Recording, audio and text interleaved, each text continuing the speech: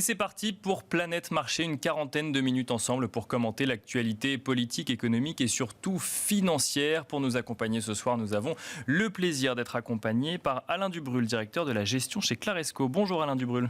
Bonjour Nicolas. Bienvenue sur le plateau de Smart Bourse. Nous avons également le plaisir d'être accompagnés par Paul Jackson, responsable mondial de la recherche en allocation d'actifs chez Invesco. Bonjour Paul Jackson. Bonjour Nicolas. Bienvenue sur le plateau de Smart Bourse également. Et nous accueillons Xavier de Buren, directeur adjoint de la gestion d'InnoCap Gestion. Bonjour Xavier de Buren. Bonjour Nicolas. Bienvenue également sur le plateau de Smart Bourse. On va peut-être commencer avec vous, tiens Xavier de Buren, évoquer ce sujet géopolitique qui s'invite dans une analyse des marchés financiers. On a vu effectivement des marchés financiers tempérer leur euphorie de ces derniers jours, voire même leur rallye, si on va revenir dessus dans quelques instants. Il y a eu, j'ai envie de dire, une petite piqûre de rappel finalement des tensions géopolitiques, de la guerre en Ukraine pour les marchés financiers. Comment est-ce qu'on peut analyser ce moment, cette journée finalement, alors que le secrétaire général de l'OTAN et Joe Biden ont rassuré finalement les marchés financiers, se sont montrés très prudents sur l'origine du missile?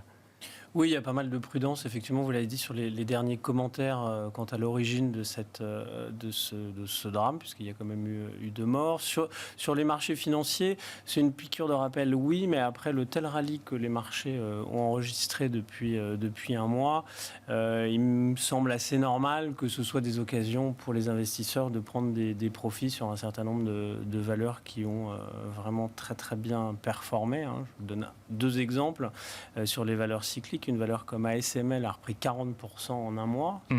C'est une méga capitalisation. Et puis, on l'a vu, d'autres titres assez cycliques comme Alstom qui ont repris aussi 40%. Donc, il y a pas mal, je pense, d'arbitrages qui se font au sein des portefeuilles. Et il faut dire qu'on a connu un rebond quasiment en ligne droite. Et donc, ces petites piqûres de rappel, que ce soit sur la guerre en Ukraine, ça pourra être sur d'autres données macroéconomiques, même si sur les données sur l'inflation, on y reviendra certainement, vont plutôt dans le bon sens.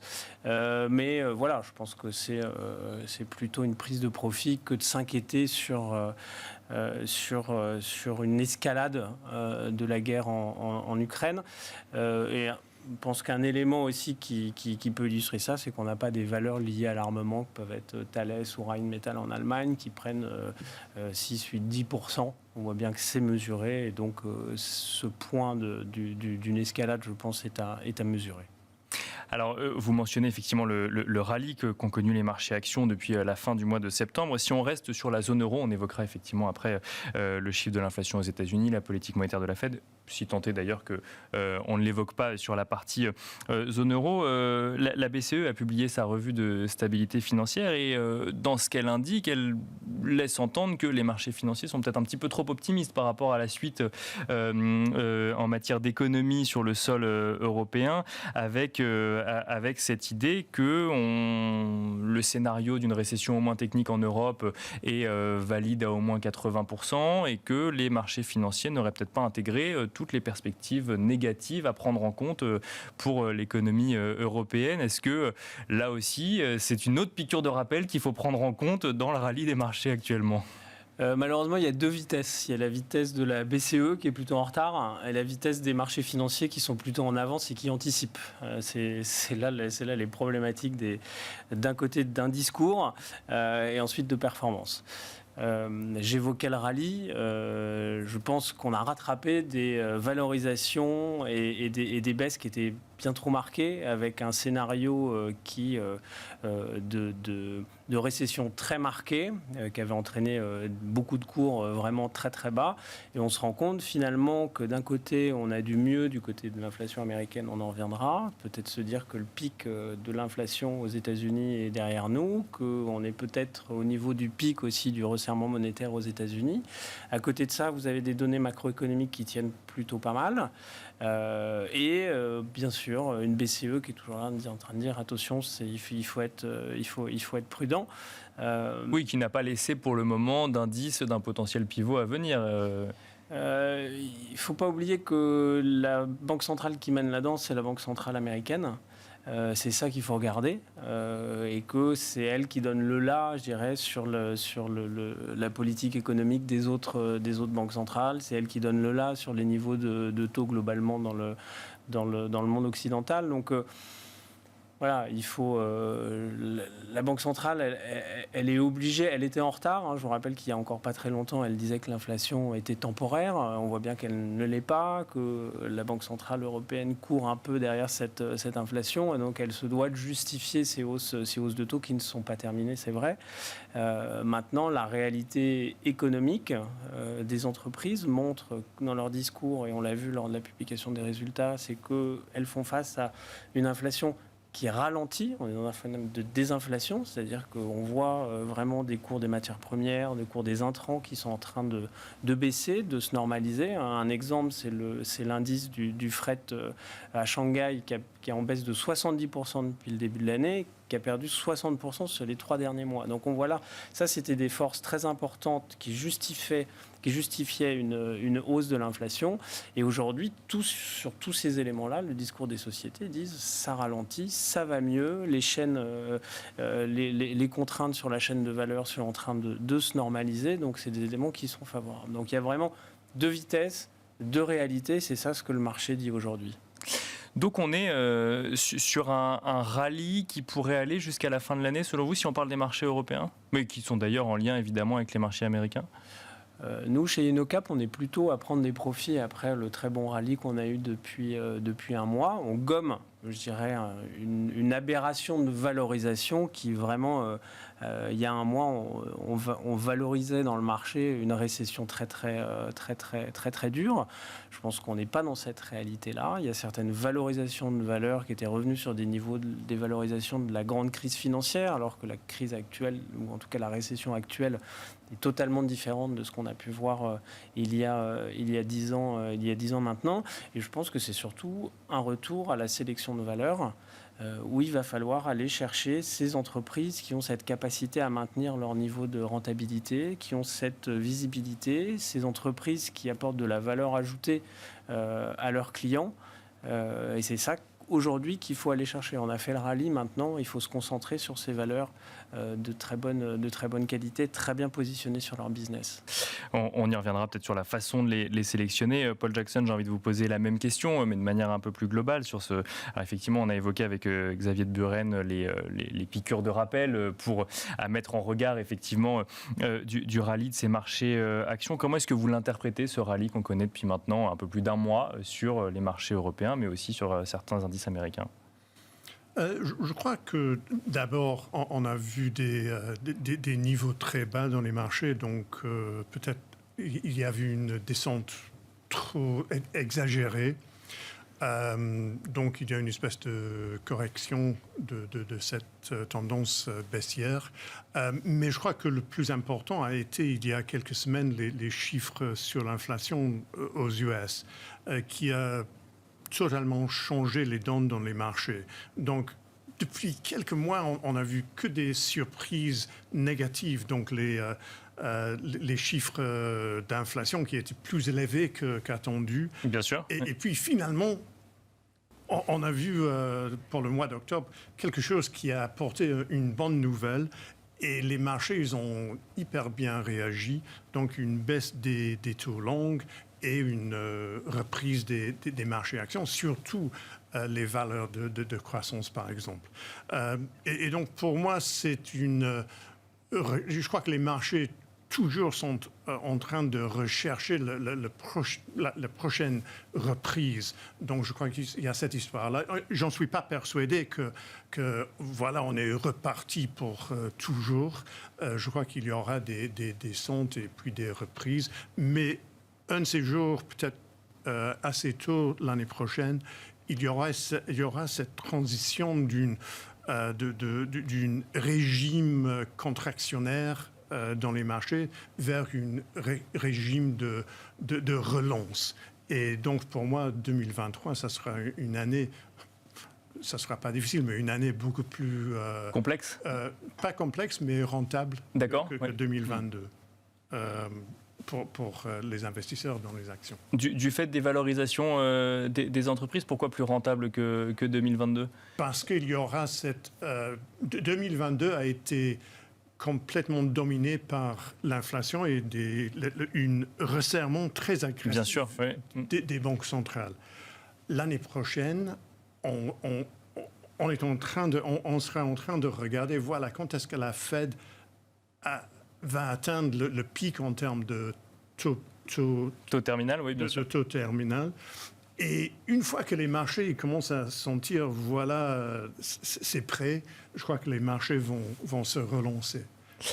Est-ce que, justement, Paul Jackson, dans vos scénarios, effectivement, on peut lire que, alors, selon les commentaires, évidemment, certains voient un taux terminal à 5, d'autres à 5,25, d'autres disent qu'on n'en sait rien, qu'il pourrait aller jusqu'à 6. Quel est votre scénario, justement, là-dessus, sur les futures hausses de taux de la Fed ? Il semble assez intégrer, là, cette idée qu'on va ralentir les prochaines hausses de taux, c'est-à-dire qu'on serait plutôt sur 50 points de base.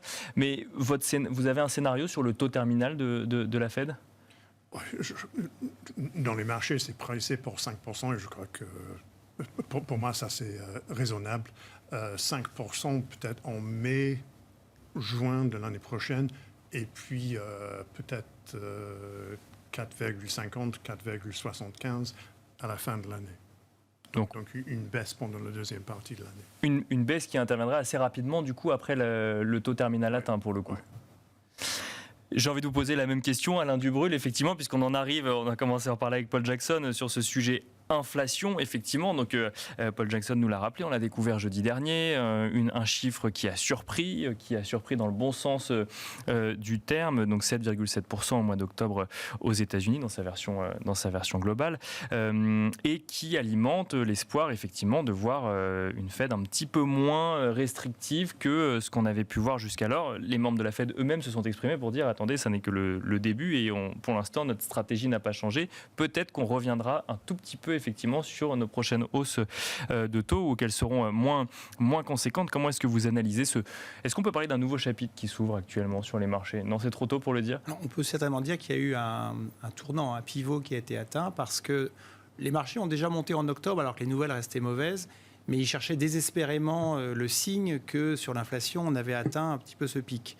Alors, en octobre, clairement, les nouvelles n'étaient pas encore là, mais pour autant, on sentait que les marchés l'attendaient, cette nouvelle. Et quand elle s'est vraiment concrétisée, donc il y a une dizaine de jours, là, ça a été vraiment la libération, si je puis dire. Alors pourquoi ? Parce qu'en fait, même si si l'inflation ralentit, c'est aussi que l'économie ralentit. Il y a certes les hausses de taux de banque centrale, mais c'est aussi que l'économie ralentit. Donc si l'économie ralentit, ça veut dire que les résultats des entreprises vont quand même progressivement être moins en forme, notamment en 2023. Bien sûr. Mais pour autant, c'est vrai qu'on était arrivé fin septembre, début octobre à une valorisation. Par exemple, en Europe, on valorisait 2023 à peu près 10 fois les résultats, ce qui est quand même très bas. Et on peut dire que dès qu'on a le sentiment que la hausse des taux longs, à défaut de baisser, mais au moins va plafonner, on peut se dire que 10 fois les résultats, c'est quand même très bas et on peut se permettre d'absorber des baisses de résultats l'année prochaine.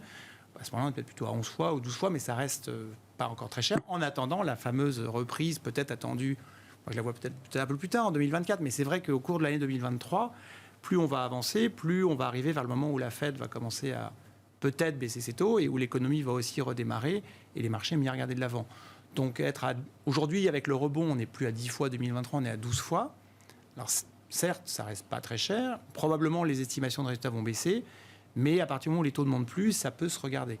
Après, c'est plus une question comme vous disiez, c'est une question d'arbitrage entre secteurs. Depuis un moment, on pense que dans un environnement plutôt où l'économie ralentit, c'est les sociétés qui sont de qualité, qui sont capables de maintenir leurs résultats, qui vont bien s'en sortir. Au premier semestre 2022, elles ont été massacrées. Non pas que leurs résultats, au contraire, leurs résultats étaient toujours très bons, mais c'est la formidable hausse de taux qui a pesé sur les multiples. Alors maintenant, sur les niveaux absolus, aujourd'hui, avec le rallye, là, on est presque retrouvé les niveaux de mars dernier. On n'est plus que 5 ou 10% en dessous de la fin d'année 2021. Mais on a quand même des taux qui sont 200 points de base plus élevés, une économie qui est ralentie et des résultats qui vont être moins bons. Donc attention, mais c'est vrai que les marchés regardent surtout la dynamique de taux, presque plus encore que le niveau absolu. Donc là, on a franchi un sommet, donc il y a évidemment une détente.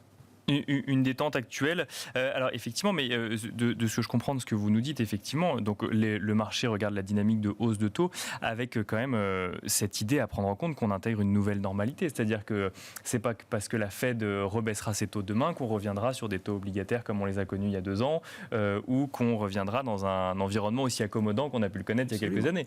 C'est vrai que de ce point de vue, quand on regarde les différents secteurs, je pense qu'il y a quand même certains secteurs qui n'ont pas encore, ou même les ménages, qui n'ont pas forcément pris en compte ce que veut dire un retour à des taux un peu plus normaux. On avait quand même des taux qui étaient anormalement bas dans les dernières années. Par exemple, pour les emprunteurs immobiliers, ça veut dire qu'on n'est plus à 1%, mais on va se diriger, même si les taux s'arrêtent de monter, on va quand même aller vers du 3%. Aux États-Unis, on est à 6%, peut-être qu'on reviendra à 5% d'ici, des mortgages à 5%. C'est quand même des choses qui vont freiner la demande de logement. On voit, et ça c'est vrai en Chine, en Europe et aux États-Unis, on a un gros ralentissement sur les permis de construire et sur les projets de construction neuve qui vont immanquablement se traduire dans un ralentissement économique, au moins pour ces secteurs l'année prochaine. Donc attention. Et puis sur l'inflation, déjà, il y a 2 temps. Le premier, c'est qu'on a des signes, en effet, depuis le mois de juin, en fait, si on regarde très en amont, de ralentissement de l'inflation. C'est vrai que ça a tardé à arriver jusqu'au prix de la production, voire au prix de la consommation. Il ne faut pas non plus s'attendre, moi je ne suis pas convaincu qu'on va retomber très vite à 2%.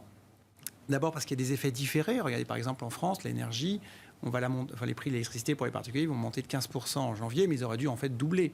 Donc si on retarde ces hausses, on est parti pour quand même pas mal de trimestres de hausse, même si en amont ça redescend. Et puis, mais globalement, on est quand même sur maintenant une inflation qui va être un petit peu moins violente, et ça va aider les marchés. Mais l'autre question qu'il faut se poser à moyen terme, c'est où va atterrir l'inflation. Alors en 2000, si on regarde par exemple pour l'Europe, cette année, dans l'Union européenne, on n'est pas loin de 10. Bon, la France est un peu mieux, mais sur l'année prochaine, on attend quand même 6%. Donc, certes, si ça va en décroissant... Bien sûr, par rapport à 10, complètement. Les marchés aimeront, mais le consommateur qui, finalement, en 3 ans, il aura pris entre 15 et 20% d'inflation, alors que les salaires, en 3 ans, vont progresser plutôt de 10%. Côté consommation, ça ne va pas l'aider à consommer malgré tout. Oui, c'est qu'il ne suffit pas de revenir à 2% si jamais on est passé par des phases à plus 10 ou plus 5 l'année d'après. En fait, revenir à 2% dans 3 ans n'enlèvera pas les hausses de prix. La d'achat, elle sera quand même là. Et d'autre part, il y a des facteurs, à mon avis, qui pourraient plaider pour une inflation durablement plus élevée que 2%, notamment la transition énergétique, qui fait que même si il y avait un peu plus de gaz russe, clairement, on voit bien que maintenant, on est parti pour la transition énergétique et que l'énergie coûtera un peu plus cher à l'avenir.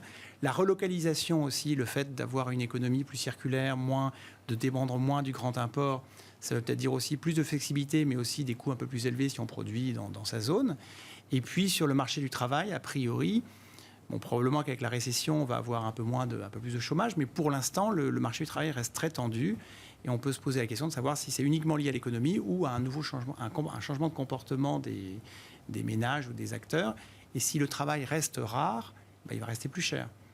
Donc du coup, je sais pas, par exemple, ce matin, on avait Technicolor dans la partie studio qui annonce un énorme profit warning qui n'est pas lié à la demande, mais à une incapacité à garder ses équipes ou à recruter des gens. Donc si le travail reste rare, c'est potentiellement inflationniste. Donc si on arrive à terme avec une inflation qui ne redescend pas à 2, mais ne serait-ce que 3 ou 4%, ça n'empêchera pas l'économie de tourner. En revanche, pour les banques centrales, lorsqu'il va falloir baisser les taux, si la nouvelle norme c'est 3-4%, ça limite un peu le potentiel de baisse. Et puis pour les multiples de valorisation sur les marchés, ça limite aussi le rebond des multiples. Mais ça je pense, ça sera quelque chose à plus long terme. Dans l'immédiat, l'inflation ralentit, les marchés sont contents et ça soutient, ça réduit les risques que les banques centrales en fassent trop. Et je pense qu'on est sur ce chapitre-là, pour quelques mois, on est à peu près tranquille. Je reviens sur la croissance américaine, peut-être avec vous. On va continuer avec vous, Xavier de Buren. Donc effectivement, on a beaucoup parlé d'inflation.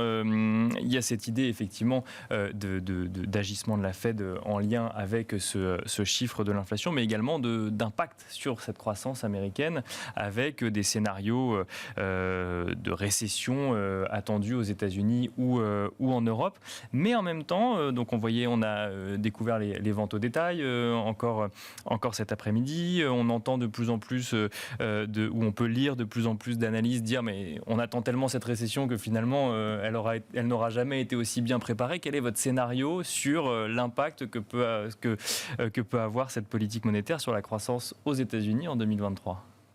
C'est que pour l'instant, c'est plutôt pas trop mal piloté quand on regarde. C'est ce que je disais au début sur les chiffres macro, et vous l'avez évoqué, qui sont plutôt assez bien orientés, que ce soit de la consommation, que ce soit de l'investissement. Alors effectivement, il y a des pans, on l'a évoqué, sur l'immobilier, etc., qui sont dans une forme qui sont beaucoup plus difficiles. Maintenant, je crois que tous ces pans-là, c'est plutôt de la normalisation de marchés qui avaient été exagérément très bien orientés, dû à la politique de taux réel négatif qui était à l'œuvre depuis une dizaine d'années. De bulle, on peut utiliser ce terme-là pour parler d'immobilier ou Pour l'instant, l'atterrissage se fait plutôt sans trop de casse. Alors, tout dépend où. Chine, oui, mais c'est plutôt bien piloté. On a un dégonflement et pas un éclatement de ces bulles pour le moment. Alors après, il y a des épiphénomènes, que ce soit les crypto-monnaies ou l'immobilier en Chine, mais c'est plutôt assez bien piloté, et c'est parce que, alors malgré des hausses de taux qui sont des marges qui sont élevées et qui se font de façon très rapide, ça passe plutôt bien. Pour revenir sur la croissance américaine, vous l'avez dit, il y avait eu pas mal de craintes dans le marché en disant attention, ça va ralentir. Ce qu'on constate, c'est que finalement, on va plutôt sur un ralentissement de la croissance aux États-Unis, plus forcément d'une récession prolongée. Et ça, c'est des éléments qui sont favorables pour les marchés américains et évidemment aussi pour les marchés européens qui sont dans l'aspiration des marchés américains. Donc, le scénario, c'est difficile de se prononcer sur les États-Unis, mais encore une fois, c'est assez bien géré. Il y a, faut pas oublier l'effet dollar qui joue favorablement. On le voit, tous les touristes en Europe, une très grande majorité sont des touristes américains qui viennent profiter d'un taux de change qui est extrêmement favorable. Et qui peuvent jouer d'ailleurs sur certaines parties de l'immobilier, d'ailleurs en Europe aussi. Bien sûr, ce qui maintient sur un certain pan de l'immobilier en Europe et notamment à Paris, des niveaux de transactions qui restent élevés. Mais voilà, pour l'instant, la Fed pilote plutôt ça assez bien au vu des données macroéconomiques que l'on a.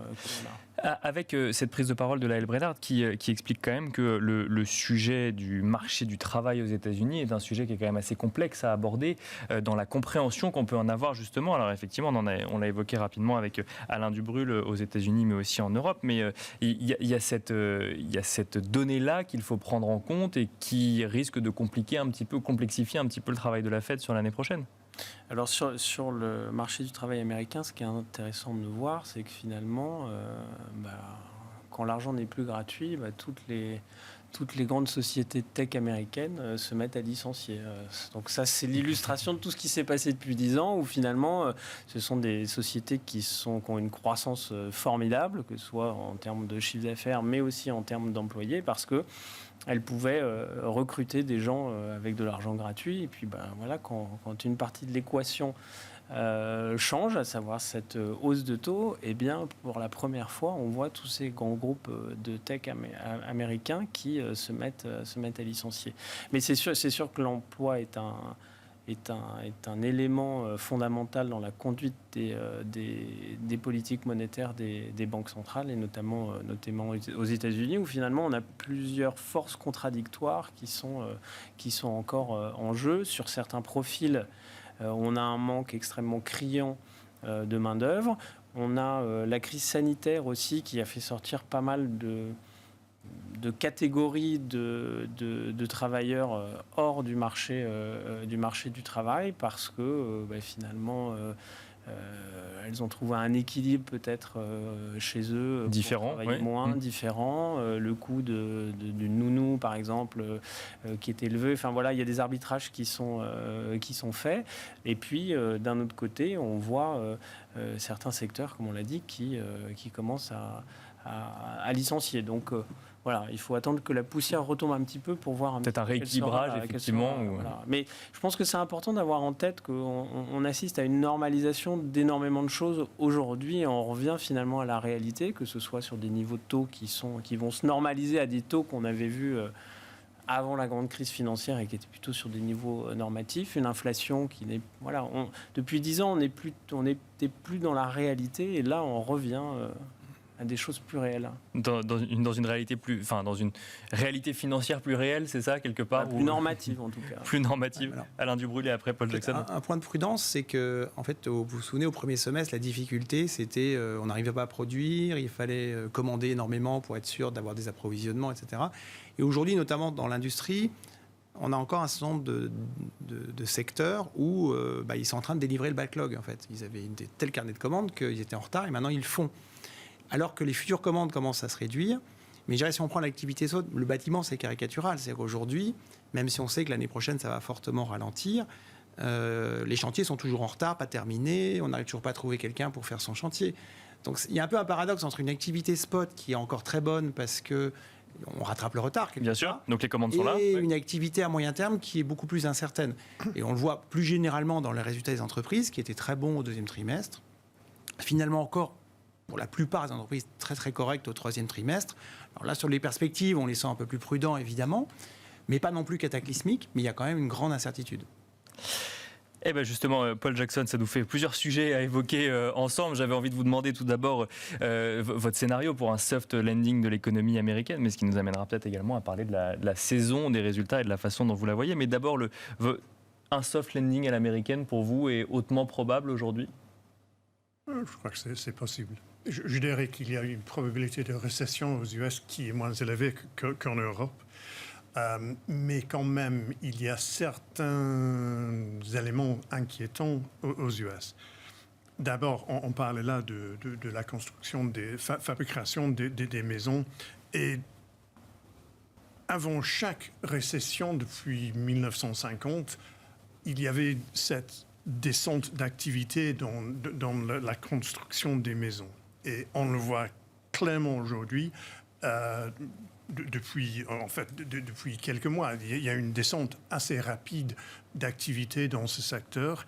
Et aujourd'hui, il vient de publier, c'est l'association des constructeurs des maisons aux US, ils ont publié leur indice d'activité aujourd'hui qui est encore une fois à la baisse. Donc pour moi, ça c'est toujours un élément inquiétant. Ça ne nous amène pas en récession immédiatement, pas forcément immédiatement, mais très souvent, il y a une récession qui suit cette descente d'activité dans ce secteur. Deuxièmement, pour moi, la Fed a commis des erreurs depuis 30 ans. C'est erreur après erreur en soutenant les marchés financiers. Mais depuis la pandémie, il y avait clairement une erreur en étant hyper accommodant, comme la plupart des banques centrales.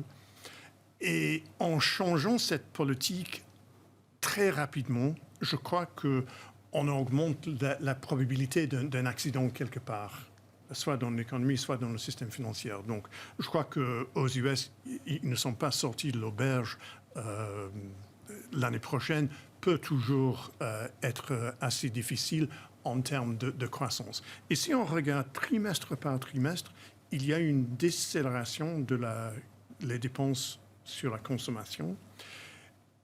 Je crois que dans les 2 derniers trimestres, il y a une descente dans les chiffres de l'investissement. Mm-hmm. Et normalement, c'est la consommation est le composant le plus important dans le PIB. Mais le composant qui, normalement, est en avance de l'économie en général, ça, c'est l'investissement. Et avec le fait qu'il y a cette descente, je crois que pendant 2 trimestres, pour moi, il y a des sonnettes qui clochent quelque part. Donc, je ne suis pas convaincu que les US vont éviter cette récession, mais comme je disais au départ, c'est moins probable qu'en Europe, parce qu'ils n'ont pas les mêmes problèmes venant du problème d'énergie, le secteur énergétique en Europe. Les résultats, les chiffres, les bénéfices des sociétés, je suis, dans le monde entier, je suis très impressionné par le fait qu'on n'a pas vraiment eu une descente au niveau industriel des bénéfices. Les problèmes dans le marché actions cette année, c'était lié à l'augmentation des taux longs. Ce n'était pas du tout la descente des bénéfices, si on regarde d'une manière générale. Donc, si on arrive, et je suis convaincu qu'on arrive à un moment où les bénéfices seront à la baisse, est-ce que ça va pousser les indices vers le bas? Ça dépend, à mon avis, ça dépend de l'interaction entre la baisse des bénéfices et la baisse des taux longs. D'accord. Donc, la baisse des taux longs peut faire un équilibre au fait qu'il y a cette baisse de bénéfices. Mais c'est très intéressant aux US récemment, en parlant des les grosses boîtes américaines dans le secteur technologie, c'est très intéressant les problèmes qu'ils commencent à avoir quelque part à cause de la cyclicité des dépenses sur la publicité. Et là, encore une fois, on s'est rendu compte que les dépenses sur la publicité ils sont hyper cycliques et ces boîtes-là, ils commencent à en souffrir les conséquences. Les entreprises de publicité commencent à pâtir de la cyclicité des investissements en publicité, c'est ça? Non, ça, Meta, enfin Facebook. Ah oui, bien sûr, bien sûr. Oui, bien sûr. Sont essentiellement sur des recettes publicitaires. Oui, exactement. Et là, il y a bien sûr, oui, complètement. En particulier d'ailleurs sur la publicité en ligne. Et on le constate aussi en Europe.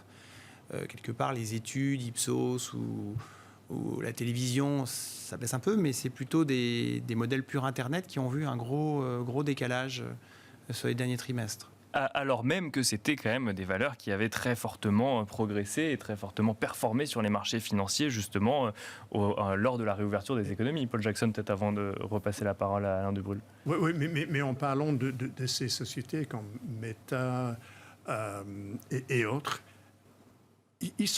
les prix sont revenus à des niveaux au même niveau qu'au début de la pandémie. Et dans le cas de Meta, c'est descendu encore plus loin que ça. Donc, ils ont souffert l'augmentation des taux longs et puis après, le problème des bénéfices qui sont décevants. Alain Dubrul, oui. C'est aussi des problèmes de relais de croissance, quelque part. Là, on voit que ceux qui coupent, Google qui coupe, etc., c'est surtout sur les nouveaux projets. Oui, alors Meta en est l'exemple parfait, effectivement. Facebook avec le métaverse, où beaucoup, c'est peut-être très ambitieux, mais les gens s'interrogent sur savoir est-ce que tout ça va déboucher sur quelque chose. Ils ont dépensé énormément d'argent. Pour l'instant, ça n'a pas de revenus. Donc, forcément, c'est plus facile de couper des choses qui ne génèrent pas encore de revenus que de tailler dans ce qui fonctionne. Donc voilà, c'est un premier élément de réponse. Et peut-être sur Facebook, il y a aussi le fait que il y a des concurrents type TikTok ou autres qui, je pense, ont pris de la part de marché. Donc ça joue aussi. Enfin, c'est quelque chose qu'on voit aussi dans les plateformes les Disney+, les Netflix, etc. La concurrence arrive aussi. Oui, et une concurrence assez forte pour le coup en plus. Mais est-ce que ça, alors ça effectivement c'est les valeurs de croissance qui effectivement pâtissent un petit peu de ces résultats actuels. Mais de manière générale, cette saison des résultats qui n'est pas encore tout à fait terminée, mais quand même on commence à en avoir une belle idée. Comment est-ce que vous l'analysez, Alain Dubrul? J'entends pas mal je lis ou j'entends pas mal d'analystes parler de résilience et en même temps il y a ce sujet de crainte pour l'avenir vis-à-vis des entreprises américaines. Dans l'absolu, enfin aux États-Unis comme en Europe, les résultats ont été plutôt bons. Je note que finalement, c'est plutôt les valeurs un peu plus petites ou qui ont parfois été ont du mal sur l'inflation. Il n'y a pas beaucoup de sociétés qui ont eu du mal avec leurs ventes à ce stade, sauf peut-être justement des modèles publicitaires, mais dans l'ensemble, les ventes étaient bonnes. Il y a certaines sociétés qui ont pu passer toutes les hausses de prix à leurs clients, d'autres pour lesquelles il y avait parfois un effet décalage, un problème d'indexation. Par exemple, là, je voyais tout à l'heure une société qui s'appelle Vestas dans les éoliennes. C'est des contrats qui ont été conclus il y a assez longtemps et à une époque où il n'était pas question d'indexer les prix sur l'inflation.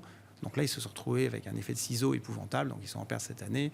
Voilà. Mais dans l'ensemble, la plupart des entreprises ont bien réussi à passer l'inflation. En revanche, elles sont moins confiantes sur les perspectives moyen terme. Et je pense que là, il faut distinguer peut-être dans celles qui sont capables de tenir certains secteurs, comme le luxe, qui pour l'instant reste quand même assez confiant, même si on peut exclure que si vraiment la crise prend de l'ampleur, la consommation puisse être affectée. Et puis, toutes les thématiques associées à la transition énergétique, où là, on voit bien qu'il y a un besoin important d'accélérer le mouvement, ne serait-ce qu'avec les prix de l'énergie, le sortie du carbone, etc. Mais en même temps, un besoin en matières premières pour accélérer également. Oui, mais quelque part, c'est des secteurs où on sent qu'il y aura une volonté politique, la demande va être en forte hausse globalement. Donc typiquement des sociétés comme Schneider ou autres, ils restent bien positionnés dans le contexte actuel. Xavier de Buren, j'ai envie de vous poser la même question sur cette saison des résultats. Il y a un sujet qu'on n'a pas abordé encore, c'est la Chine. Je ne sais pas si on aura l'occasion de l'aborder, mais d'abord, votre analyse un petit peu, vous nous l'avez déjà un petit peu donnée, mais globalement, je vous pose la même question. Saison des résultats, est-ce qu'on peut parler de résilience ou est-ce qu'il faut plutôt s'orienter sur les craintes en matière pour l'année 2023 ou 2024 vis-à-vis de ces entreprises? Je pense qu'on arrive enfin à la saison de publication qui va vraiment faire diverger la qualité des sociétés. C'est vrai qu'au premier trimestre, on avait un peu de crainte en disant attention, la publication on risque d'avoir un impact sur les marges. On l'a pas eu. Le deuxième trimestre c'était pareil, on l'a pas eu. Les publications étaient plutôt bonnes. Troisième trimestre, les publications en Europe pour l'instant sont plutôt pas mal. C'est un peu plus mitigé, je trouve, aux États-Unis, puisqu'on a vu une révision en baisse des attentes des bénéfices par action. C'est pas encore ce qu'on constate. Alors c'est pas complètement terminé en Europe. Les attentes pour 2023, c'est en gros 4% de croissance des bénéfices par action aux États-Unis et 2% en Europe. Ça va se modifier un peu tout au long de l'année prochaine et des prochaines publications, sachant que là aussi on a des divergences qui sont extrêmement fortes puisque la plupart des révisions à la hausse des bénéfices par action sont sur le secteur bancaire et énergie, parce que les analyses sont très en retard par rapport à ça et que ces deux secteurs ont plutôt bien révisé. Et à l'inverse, les révisions négatives des bénéfices par action du consensus sont évidemment très fortes sur tout le retail et tout ce qui est exposé à la consommation. Donc, pour revenir à ce que je disais au début, c'est que je pense que la publication des troisième trimestres, c'est enfin la cloche sonne pour être de plus en plus sélectif pour le stock picking et pour aller chercher ces valeurs qui sont parfaitement intégrées sur toute leur chaîne de valeur. Ça rejoint ce que vous disiez tout à l'heure sur certaines entreprises qui n'ont pas cette capacité à répercuter la totalité de leur prix, c'est qu'elles sont mal placées, c'est qu'elles dépensent et c'est que la valeur ajoutée de leurs produits ou de leurs services ne justifie pas de pouvoir, elles ne sont pas essentielles. Donc il faut se concentrer sur ces entreprises essentielles, ces entreprises qui apportent de la valeur ajoutée à leurs clients, qui apportent d'être beaucoup plus efficaces, des solutions pour être beaucoup plus efficaces, des solutions pour gagner en productivité. Et ces entreprises-là qui vont pouvoir sortir du lot et qui ont devant eux une très bonne visibilité. Vous avez évoqué Schneider qui est un bon exemple, qui apporte des solutions aux entreprises pour moins consommer, pour être beaucoup plus efficaces. Et il y a plein de sociétés comme ça qui ont une telle part de marché ou en tout cas une telle différenciation dans leurs produits. On peut citer Lectra, on peut citer SES Imagotag notamment. Il y a pas mal d'exemples sur lesquels il va falloir se concentrer aujourd'hui. C'est à travers ces entreprises qui vont nous permettre de passer entre les difficultés et les gouttes d'un ralentissement économique. Donc se concentrer plus sur la valeur apportée que sur la capacité à faire passer des nouvelles hausses de prix. Tout ça est lié. Tout ça est forcément lié, d'accord. Si vous avez un produit qui permet de faire économiser de l'argent à des clients qui apportent une longueur d'avance en termes de technologie, quand un chef d'entreprise doit faire des choix d'investissement, il va privilégier des solutions qui lui apportent quelque chose, qui vont lui permettre de gagner de l'argent, de rentrer dans ses frais le plus rapidement possible, de gagner en différenciation par rapport aux concurrents. Donc c'est là où il faut être positionné. Et ces entreprises-là, on parlait d'ASML. ASML a un pouvoir de fixation de prix qui est total puisqu'ils ont 100% de part de marché sur les machines qui vendent de dernière génération. Donc quand vous êtes essentiel sur une chaîne de valeur, vous avez cette capacité et vos clients sont conscients de la valeur ajoutée, de la différenciation que vous leur apportez et donc ils ne discutent pas les prix. On continue avec vous, Paul Jackson, de manière plus générale. Qu'est-ce que vous regardez actuellement dans le marché? Alors c'est vrai qu'on n'a pas du tout parlé de la Chine ou autre. Qu'est-ce que vous regardez de manière générale? En parlant de la Chine, je trouve que les valeurs chinoises sont assez bon marché. Donc pour moi, c'est un marché qui m'intéresse. Je crois que les perspectives en Chine en 2023 vont s'améliorer. Ils n'ont pas les mêmes problèmes d'inflation qu'en Europe ou aux US. Donc c'est un marché que j'aime bien. Mais je crois que dans l'ensemble, en général, c'est la descente, la rapidité de la descente de l'inflation qui sera très important dans les mois et les trimestres à venir. Et à mon avis, il y aura une descente assez rapide. Pas forcément dans le corps, dans l'inflation corps, mais dans le headline inflation, il y aura une descente très rapide parce qu'on a eu cette baisse des prix des commos. Déjà aux US, on voit qu'il y a une décélération dans les salaires. Il y a pas mal de blocages dans le système mondial qui ont été déjà réglés. Donc pour moi, l'inflation va descendre assez rapidement. Mais oui, 2%, oui, ça sera... C'est pas pour tout de suite. Pas pour 2023. Pas pour 2023. Pas pour tout de suite. Alain Dubrul, même question générale. Qu'est-ce que vous regardez dans le contexte de marché actuel ? Dans ce qu'on regarde, juste pour rappeler les sociétés dont on parlait tout à l'heure, celles qui vont résister, etc., c'est celles qui ont le plus souffert boursièrement au premier semestre à cause de la hausse des taux. Donc c'est ce qui fait qu'en termes de valorisation, elles sont moins chères qu'avant, mais maintenant que les taux passent dans l'autre sens, c'est maintenant qu'elles vont exprimer tout leur potentiel, en tout cas boursièrement. Nous, on regarde aussi l'obligataire, puisque dans des portefeuilles diversifiés, jusqu'à maintenant, avec des taux qui étaient à zéro, à part les actions, finalement, il n'y avait pas vraiment d'alternative. Aujourd'hui, avec le repricing qu'on a eu sur les taux, on a des taux souverains en Europe qui sont entre 2 et 3%, 4 même pour l'Italie. On a des taux dans l'investment grade qui sont entre 4 et 5, même davantage pour le high yield. Quelque part, à partir du moment où les taux ne montent plus, si on sélectionne les bons papiers, on a quand même un rendement qui n'est pas inintéressant. Sachant que l'année prochaine, oui, à un moment, vers la fin de l'année, on commencera à guetter la reprise, mais si la récession se prolonge, ça manque un peu de visibilité quand même sur les actions dans l'immédiat. Donc, mettre un petit peu d'obligations qui peuvent rapporter du 4-5% dans des portefeuilles, ça permet aussi de s'acheter un petit peu de temps avec, malgré tout, un peu de rendement positif.